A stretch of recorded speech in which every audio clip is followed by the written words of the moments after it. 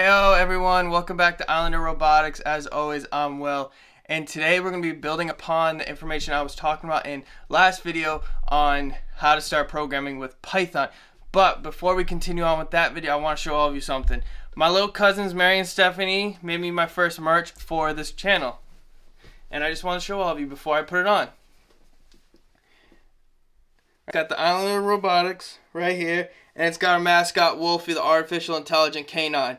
And Mary and Stephanie, I really love it, and in fact I'm going to put it on right now. So thank you Mary and Stephanie so much. I love the shirt, and let's continue on with today's video. So sit back, relax with your favorite snack, and let's get started talking about basics of Python while I get the screen recording up and going. Alright, so I got the screen recording all ready to go, and I'm just going to bring it up on the screen right about now.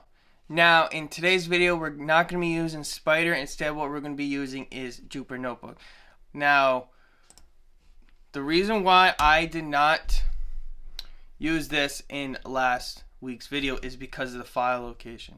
Jupyter Notebooks have a very specific file location. They still run Python interpreter, but their file location is very different.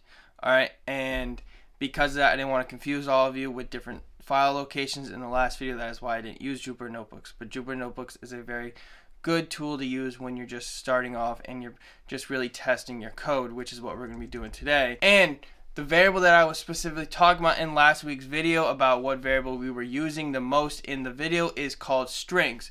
So today's code is going to be named strings. Now, what is a string? A string is a string of characters that make up a word or a sentence.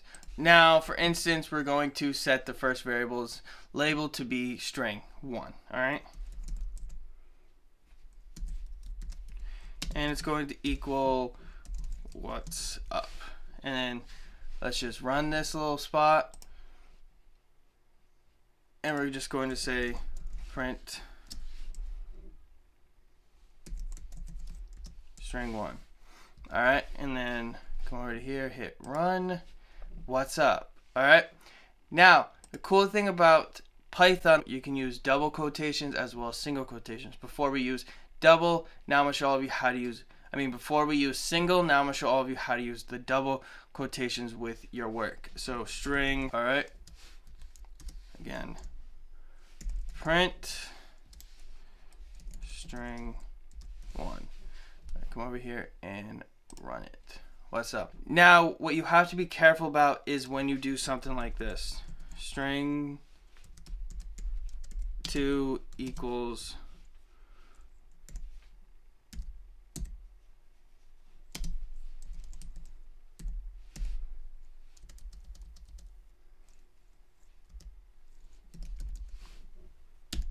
if we run this, we're going to get a syntax error.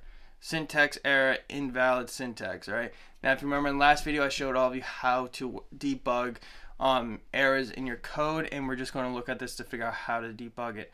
And it also specifically tells you right here, there's an issue. And the reason why that's an issue is because you're using single quotations. The way to get around this is just to go like that, and like that, as well as your syntax highlighting for your Python and your Python IDE will kind of give you a hint that something's up. As all of you just saw when I just went like that, this part's red and the other ones are black, giving me an idea of, hey, something's not right here. So we're just going to do double, and as all of you will see, it will run properly. Alright, and then run, and I'm tall. Now, besides using strings for the program to communicate with the user, you can also use a thing called methods. And what a method is a built-in function inside of Python that allows you to manipulate the data. So the first thing we're going to use is the .upper method for a string. So string 1.upper. Now I'm just going to run that real quick, and you'll see, all of you will see what the .up. Oh, wait. It didn't do it right. So there's one part you have to make sure you do, and you have to put the brackets at the end. So string 1.upper like that, and then hit run again, and it will do it correctly right there. What's up? Now the dot upper method turns all the letters inside the string to capital letters. You don't have to just use this inside of a print function. You can also use it outside of a print function just like this. So you can say string 1 equals string 1 dot upper. It sets, now that what that does is it sets string 1 to itself with the dot upper method, making the changes to the data. So if we hit run real quick, and then we can come over here and we hit print string 1 and then hit run again, you all will see that we got all capital letters. Now, just like how we can make everything capital, we can also make everything lowercase. So print string 1 dot lower. Don't forget those brackets, and then hit print again. Now there's another method you can use with strings that's actually pretty cool, and that is using the title method. All right, so print string 1 dot title. All right, and what this does is it formats your string into a title format, and if we hit run, it's going to make the first letter of each word capital while the rest is all lowercase. If you remember, we set string 1 to itself in all capitals. So if we hit string 1, we hit print string 1, it's going to be all capital. All right, so what is strings as well as these methods useful for? Well, strings are actually useful for a lot of different things, as all of you will see later on in my videos. So if you're not yet subscribed and you really want to learn more about Python, consider hitting that subscription button as well as that bell icon to learn more. But what we're using strings for right now is we're just using it for the communication between the program and the user. So besides using these methods to make the characters inside the strings do all crazy different things, we can also format these strings so that they are actually usable for the user. All right, and you can't just do print string 1 string 2. You can't do that. Python won't let you. You hit run, it's going to say invalid syntax. The reason being is because in order to use multiple strings within a print function, you have to use an F string. And what an F string is, well, the F stands for format, so format string. You can use an F string in multiple different ways. One way you can do it is inside of a variable. So we're going to say strings equals F. You have to put the F outside of the quotations.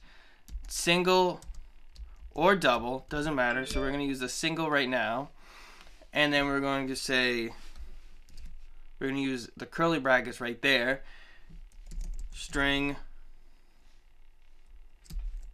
1, and then string 2, and then we're going, always going to do that where it's going to put 2, just delete one of them outside, and we're going to say print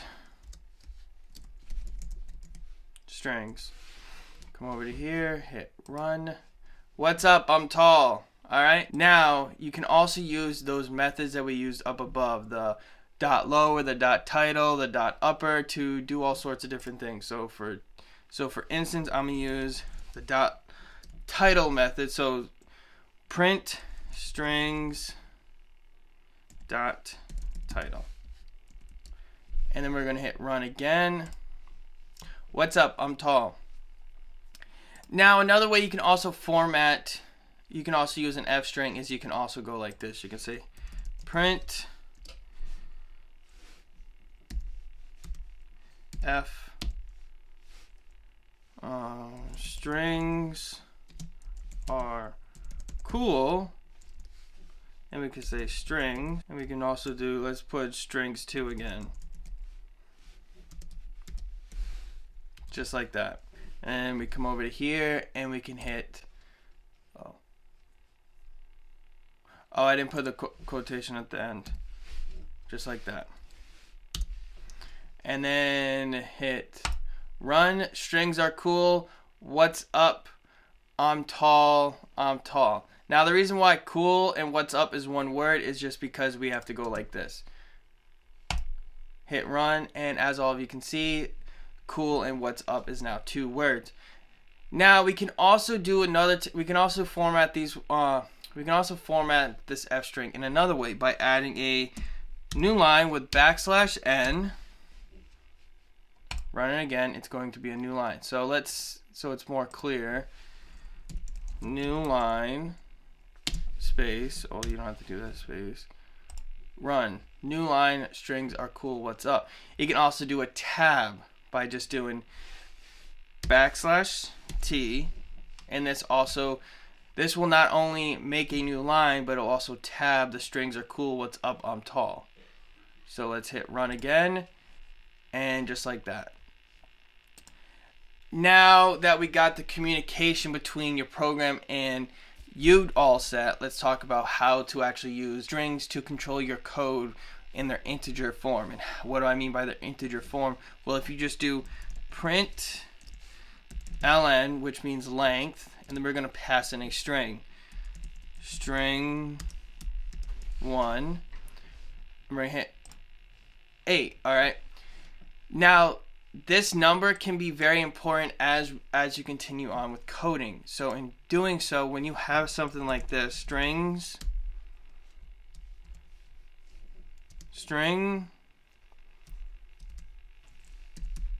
1 equals, what is string 1 equal before? Space, what's up, space. Alright, it's the same exact string. However, I have 2 blank spots at the end. I have one right here and one right here, okay? Now I'm going to run it, and I'm going to do this string, this again, alright? Command C, and we're going to run it. Remember, this is supposed to be 8. As you can see, it's 10. When you need this number, when you need the length of strings to be exact, this kind of thing can actually be very frustrating, and it's no one's fault really. I mean, it's just user error. How you can correct this is by using the strip method. There's 3 different types of strip method. There's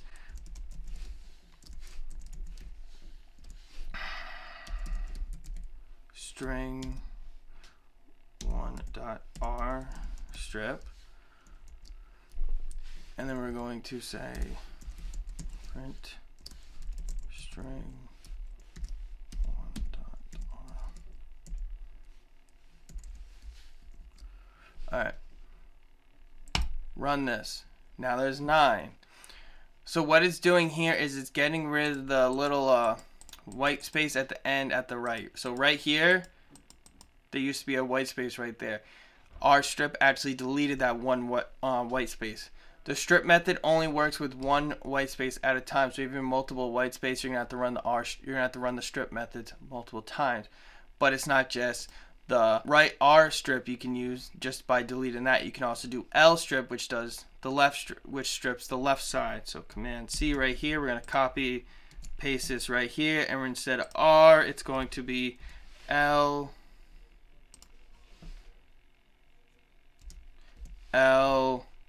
And we're going to run. It's going to be 9. What's up? So we got rid of the white space right here. As all you can see right here, it's a little tabbed. So you're probably thinking to yourself, this is kind of useless if you have to do it to both sides. There's an easier way to actually use the strip method, and it's just by not using L strip or R strip, it's just saying dot strip. So print string 1 dot strip.